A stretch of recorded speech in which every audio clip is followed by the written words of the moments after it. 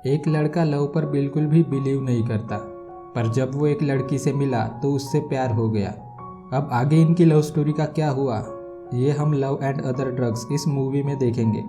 अगर आपको एक्सप्लेनेशन अच्छा लगता है तो प्लीज़ चैनल को सब्सक्राइब करो, इससे चैनल को सपोर्ट मिलेगा। तो एक्सप्लेनेशन स्टार्ट करते हैं। मूवी की शुरुआत होती है जेमी से। ये हमारा मेन कैरेक्टर है। जेमी एक इलेक्ट्रॉनिक स्टोर में काम करता है। जेमी के कैरेक्टर के बारे में बात करूँ तो इसका प्लेबॉय जैसा कैरेक्टर है। अपने पर्सनैलिटी से ये किसी भी लड़की के साथ आसानी से घुल मिल सकता है। इसके बहुत सारे अफेयर्स हम इस मूवी में देखने वाले हैं। आज तो जेमी ने हद ही कर दी। वो जिस स्टोर में काम करता है उसके ओनर की गर्लफ्रेंड भी वहाँ आई हुई थी, जिसका नाम है क्रिस्टी। क्रिस्टी और जेमी में इंस्टेंट अट्रैक्शन हो जाता है और वो दोनों स्टोर रूम में इंटीमेट होने लगते हैं। इस दौरान क्रिस्टी का मोबाइल गिरकर उसके बॉयफ्रेंड यानी स्टोर के ओनर को कॉल लग जाता है। बॉयफ्रेंड ये सब सुनता है और जेमी को मारकर उसे भगा देता है। जेमी के फैमिली में सब सेटल्ड है। उसकी सिस्टर एक डॉक्टर है। उसका छोटा भाई जोश ये एक मिलीनियर है। उसे कुछ भी करने की ज़रूरत नहीं। उसने जेमी को एक फार्मा कंपनी में सेल्स रिप्रेजेंटेटिव के तौर पर रेफर किया है। जेमी ने भी इसे एक्सेप्ट कर लिया। जेमी इस फाइजर कंपनी की ट्रेनिंग अटेंड करता है। जेमी बहुत ही इंटेलिजेंट है। उसने जल्द ही काम को सीख लिया। जो ट्रेनिंग दे रही थी उनकी बॉस, ये उसके साथ भी इंटीमेट हो जाता है। अब जेमी काम करने लग गया। उसे डॉक्टर्स को मिलकर फाइजर की मेडिसिन रेफर करने के लिए इनकरेज करना होता है, जिससे कंपनी की सेल्स बढ़ेगी और उसे प्रॉफिट होगा। जेमी का एक रीजनल मैनेजर है जिसका नाम है ब्रूस। ब्रूस कहता है, अगर तुम डॉक्टर स्टैन को फाइजर मेडिसिन रेफर करने को मना लेते हो तो बाकी के डॉक्टर्स भी डॉक्टर स्टैन की लीड फॉलो करेंगे, जिससे हमारी सेल्स बढ़ेगी। अब जेमी लग गया काम पे, पर डॉक्टर स्टैन उसे इग्नोर कर देता है। ब्रूस ने ये भी कहा, अगर तुम इस डॉक्टर को मना लेते हो तो तुम्हारा लेवल भी बढ़ जाएगा और तुम्हारा प्रमोशन भी होगा।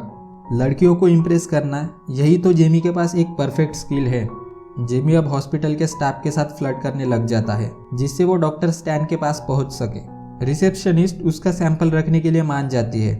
वो अपना प्रोडक्ट रखकर दूसरों का प्रोडक्ट हटा लेता है। कुछ दिन बाद जेमी डॉक्टर को $1000 का चेक देता है और फाइजर की मेडिसिन रेफर करने के लिए कहता है। डॉक्टर भी थोड़ा लालची था, ये जेमी की बात मान लेता है। एज अ इंटर्न जेमी भी डॉक्टर के साथ रहने लगता है। डॉक्टर जिस पेशेंट को देखने के लिए जाता है उसका नाम है मैगी। मैगी पार्किंसन नाम के डिजीज से सफ़र कर रही है। इस डिजीज में नर्व सिस्टम प्रॉपरली वर्क नहीं करता। अभी मैगी फर्स्ट स्टेज में है। मैगी देखने में ब्यूटीफुल और बहुत ज़्यादा अट्रैक्टिव है, जिसे देखकर जेमी उसे पसंद करने लग गया। मैगी के जाने के बाद जेमी को उसका ही ख्याल आ रहा था। उसे मैगी के बारे में कुछ भी पता नहीं था, पर हॉस्पिटल में तो उसके रिकॉर्ड है। तो वहाँ की फीमेल स्टाफ जो पहले से ही जेमी से अट्रैक्टेड थी, किसी बहाने से मैगी का नंबर मांग लेता है। इसी दौरान जेमी के फ्लैट पर उसका भाई जोश आता है। इसे इसके गर्लफ्रेंड ने बाहर निकाल दिया है। अब ये जेमी के साथ ही रहेगा। मैगी को कॉल करता है। मैगी को थोड़ा ऑड लगा, भला हॉस्पिटल के रिकॉर्ड से उसका नंबर निकालकर उसे कॉफ़ी के लिए पूछना। मैगी ने मना किया, पर जेमी के बार बार पूछने पर हाँ कर देती है। इस तरह इन दोनों की डेट फिक्स हो गई। दोनों एक दूसरे के बारे में जानना शुरू करते हैं। मैगी ने कहा कि उसे सीरियस रिलेशनशिप पसंद नहीं है। वो कभी सीरियस रिलेशनशिप बनाना ही नहीं चाहती। जेमी ने कहा, हम दोनों की पसंद बहुत ज़्यादा मिलती है। इसके बाद वो दोनों डायरेक्टली मैगी के फ्लैट पर चले गए और सीधा इंटीमेट हो जाते हैं। इन दोनों को कोई भी रिलेशन नहीं रखना था, तो ये इन दोनों के लिए बेस्ट ऑप्शन है। अब ये दोनों बार बार मिलने लगते हैं। ऐसे ही एक रात मैगी जेमी के घर आती है और सारे कपड़े निकाल देती है। उसे पता ही नहीं होता कि जेमी का ब्रदर भी यहाँ है। आगे हम देखते हैं कि मिस्टर ट्रे, जो जेमी का कॉम्पिटिटर है, उसे पता चला कि जेमी उसकी मेडिसिन हॉस्पिटल से गायब कर देता है, तो वो उसे मारने लगा। बाद में जब जेमी मैगी से मिलता है तब मैगी एक खुलासा करती है। वो कहती है ट्रे हैनिंगन उसका पास्ट में बॉयफ्रेंड रह चुका है। मैगी के डिजीज़ की वजह से उसने मैगी को छोड़ दिया था। इसके बाद ये दोनों सीधे इंटीमेट हो जाते हैं। फिर ये दोनों बहुत सारी बातें करते हैं। मैगी ने कहीं पढ़ा था कि फाइजर अब वाइग्रा इंट्रोड्यूस करने वाली है। ये आदमियों की परफॉर्मेंस इंक्रीज करने का एक ड्रग है। बहुत सारी बातें करने के बाद ये दोनों फिर से इंटीमेट हो जाते हैं। जब जेमी जा रहा था तब मैगी ने फिर से कहा कि मुझे कोई रिलेशनशिप नहीं चाहिए और हम आज के बाद नहीं मिलेंगे। बाद में ब्रूस से कंफर्म कर लेता है कि इनकी कंपनी वाइग्रा को मार्केट करने जा रही है। जेमी कहता है ये ड्रग सेल करने के लिए मैं ही बेस्ट हूँ, मैं इसकी बहुत सारी सेल्स कर सकता हूँ। इसके बाद ये लोग बार में आते हैं। इस बार में डॉक्टर स्टैन और मिस्टर ट्रे भी था। जेमी डॉक्टर से बात करने लग गया। डॉक्टर को पता है कि जेमी और मैगी में रिलेशनशिप है। डॉक्टर को मैगी के लिए बहुत बुरा लगता है। ट्रे हैनिंगन भी मैगी के बारे में निगेटिव बातें करता है। ये जेमी को अच्छा नहीं लगा। जेमी और ट्रे में फाइट होने वाली थी, पर ट्रे यहाँ से निकल जाता है। रात में जेमी मैगी को कॉल करता है। मैगी को कोई रिलेशन नहीं चाहिए, इसलिए वो फ़ोन रख देती है। नेक्स्ट डे जेमी मैगी से मिलने जाता है। वो कुछ बुजुर्ग लोगों को हॉस्पिटल में लेकर जा रही थी। मैगी उससे कुछ भी बात नहीं करना चाहती। वो अब 2 दिन के बाद ही वापस आएगी। जेमी 2 दिन बाद रात भर बस स्टॉप पे मैगी का वेट करता रहा। सुबह मैगी आई। उसने रियलाइज़ किया कि ये रात भर यही था। अब मैगी को भी रहा नहीं गया।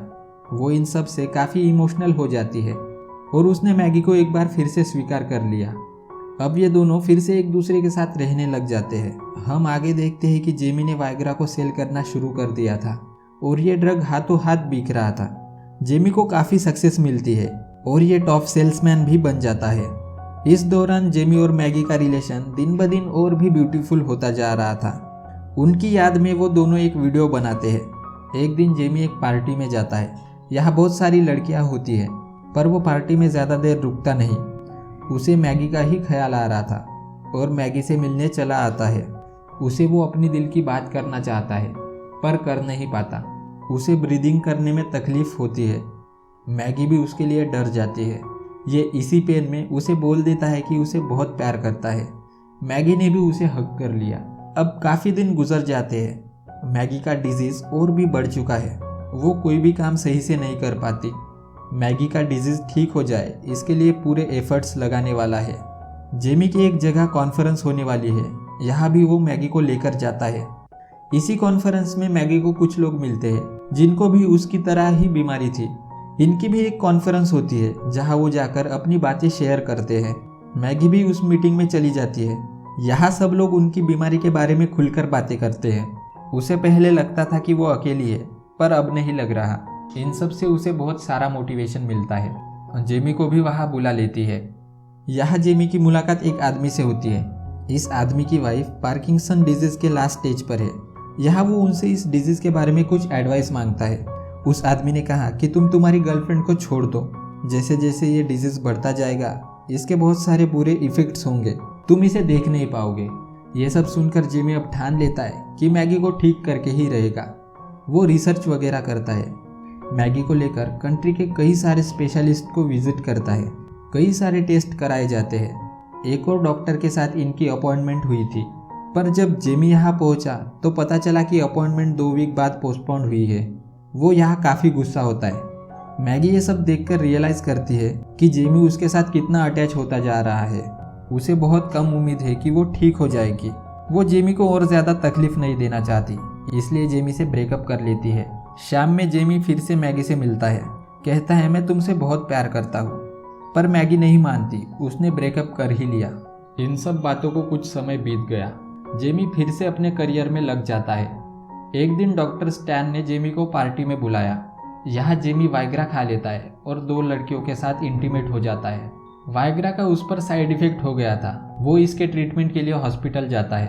अब भी वो मैगी को भुला नहीं पाया। जेमी को प्रमोशन मिल गया था, इसलिए वो अपने मैनेजर ब्रूस के साथ एक रेस्टोरेंट में सेलिब्रेट करने आता है। यहाँ पर उसे मैगी मिलती है। वो किसी दूसरे के साथ डेट पर आई थी। जेमी मैगी का हालचाल पूछता है, पर मैगी जल्दी यहाँ से चली जाती है। अब प्रमोशन के लिए जेमी शिकागो जाने वाला है, तो ये सब पैकिंग वगैरह कर रहा है। हमने देखा कि जेमी और मैगी एक दूसरे को टेप करते थे।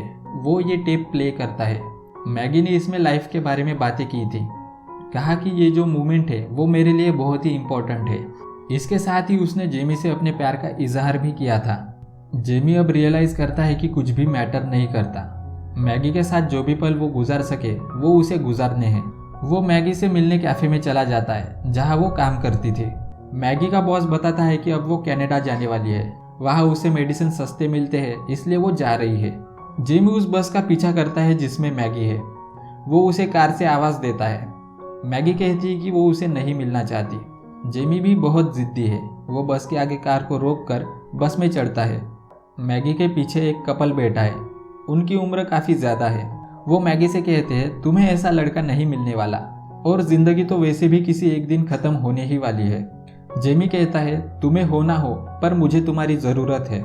मैगी इस पर इमोशनल हो जाती है, कहती है मुझे तुम्हारी बहुत ज़्यादा ज़रूरत पड़ेगी, ये फेयर नहीं है। जेमी ने कहा मुझे इससे कोई फ़र्क नहीं पड़ता। इसके बाद ये दोनों एक दूसरे को हक करते हैं। अब जेमी ने शिकागो जाने का फैसला कैंसिल कर दिया था। उसे बचपन से डॉक्टर बनना था तो डिग्री कंप्लीट कर रहा है। अब ये दोनों साथ में हैं। मूवी के लास्ट में जेमी हमसे कहता है अपनी लाइफ में आप हज़ारों लोगों से मिलते हैं पर कोई भी आपके लाइफ में चेंजेस नहीं ला सकता, पर उसके बाद आप किसी एक से मिलते हैं और वो आपकी पूरी लाइफ चेंज करता है। इसके बाद मैगी का डिजीज़ भी ठीक हो चुका है और ये दोनों साथ में बहुत खुश है। इसी ब्यूटीफुल मोमेंट पर यह मूवी एंड हो जाती है। अगर आपको एक्सप्लेनेशन अच्छा लगा तो प्लीज़ लाइक और कमेंट ज़रूर करें। मिलते हैं अगले वीडियो में।